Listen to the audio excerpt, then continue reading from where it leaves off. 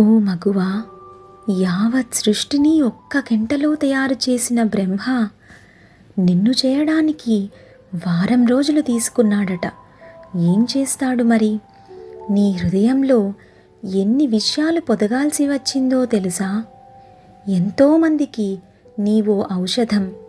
నీ ఇష్టాయిష్టాలకు అతీతంగా ఉంటూ ఎన్నిసార్లు ముక్కలు చేసుకున్నావో నీ హృదయాన్ని.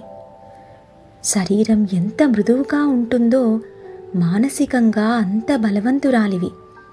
ఇష్టం, కష్టం, ప్రేమ, కోపం, తాపం ఇలా ఎన్నో భావోద్వేగాలను చవిచూస్తావు.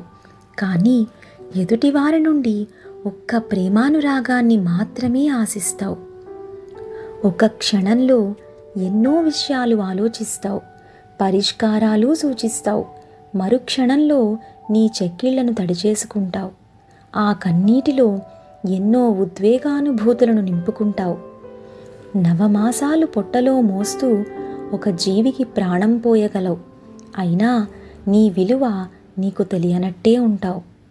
ఈ నీ శక్తి ముందు ఎవరు నిలబడగలరు? అందుకేనేమో నీవు పుడమి తల్లివయ్యావు.